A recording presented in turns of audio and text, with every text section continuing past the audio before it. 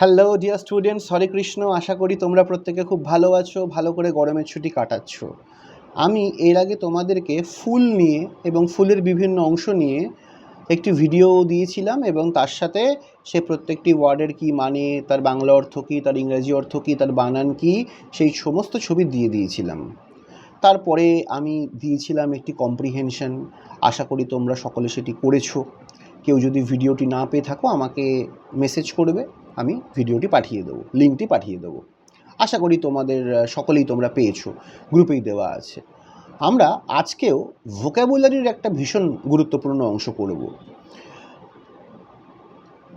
প্রকৃতি এবং পৃথিবী সম্বন্ধীয় 40 থেকে 45টা ওয়ার্ড আমাদের শিখে রাখা খুব জরুরি।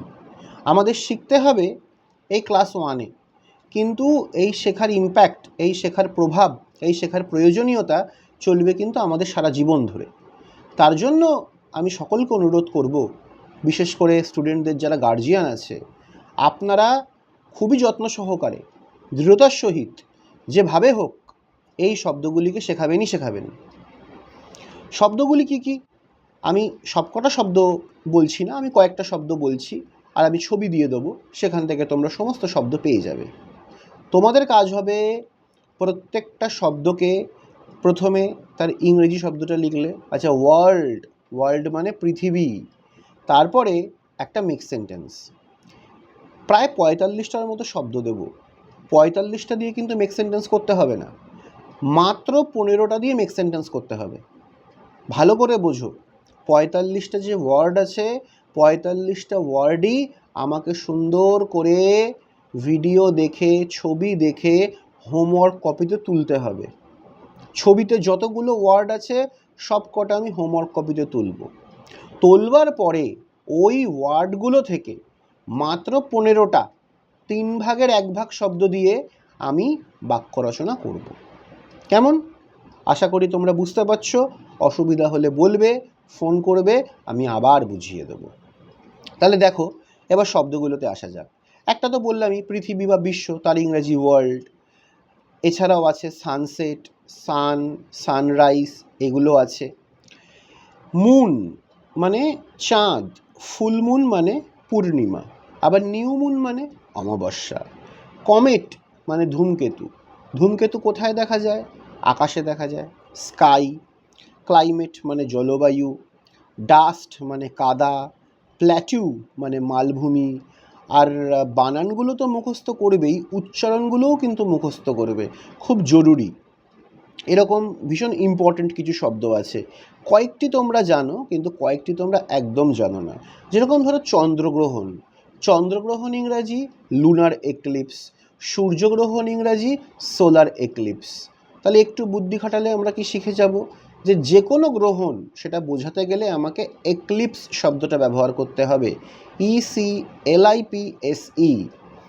আর সান থেকে এসছে সোলার, মুন লুনা, এখান থেকে এসছে লুনার। সান সোলার মানে সূর্য, লুনার মুন মানে চাঁদ। আপনারা বাচ্চাদেরকে এরকমভাবে একটুখানি বলে বলে শেখাবেন, ওরা ছোট তো, ওরা তাহলে কনফিউজড হবে না। আর যদি ছোটো বয়সেই কনফিউজড হয়ে যায়, তাহলে ওদের বড় বয়স অবধি মনের মধ্যে একটা ধোঁয়াশা থাকবে যে কোন বানান কি, কোন শব্দের অর্থ কী। তাহলে আরও কটা শব্দ আমরা দেখে নিই। সি মানে আমরা জানি সমুদ্র, সাগর, কিন্তু ঢেউ এটার ইংরেজি, এটার বানান, এটার মানে কিন্তু আমরা অনেকে জানি না। Wave, WAVE। তারপরে ধরো জলপ্রপাত, ওয়াটারফল, খুব ইম্পর্টেন্ট, এটাও আমাদের জানতে হবে। পর্বত ইংরাজি কি? মাউন্টেন। পাহাড় ইংরাজি কি? হিল। সব দেওয়া আছে এখানে, সব পেয়ে যাবে।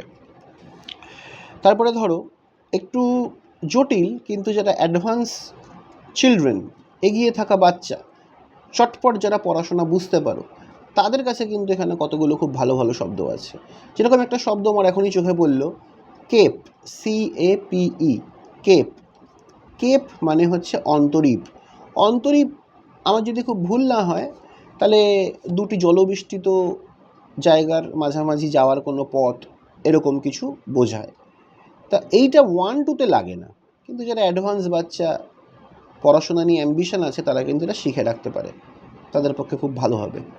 রামধনু তোমরা প্রত্যেকেই জানো। আরেকটি শব্দ খুব এখানে ইম্পর্ট্যান্ট, আমার চোখে পড়লে একটু আলোচনা করেই দিই। মালভূমি। সমভূমি ইংরাজি প্লেন, মালভূমি ইংরাজি প্ল্যাটু, ঠিক আছে? আর এমনিতে ভূমি ইংরাজি গ্রাউন্ড বা ফিল্ড। এছাড়াও আমরা ঝড়কে কি বলে, মেঘকে কি বলে,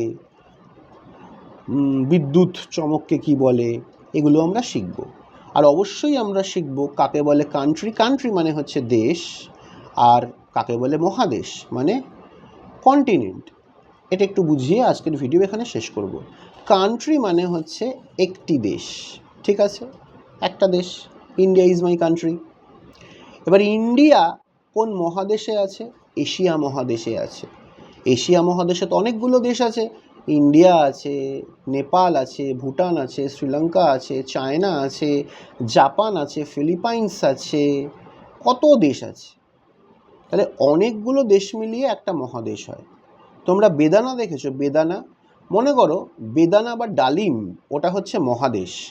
ওটাকে খুললে আমরা কি পাবো? অনেকগুলো ছোট ছোট দানা পাবো। ওই ছোট ছোট দানাগুলো হচ্ছে দেশ। তাহলে দেশ থাকে মহাদেশের মধ্যে, মহাদেশ কিন্তু কখনই দেশের মধ্যে থাকে না।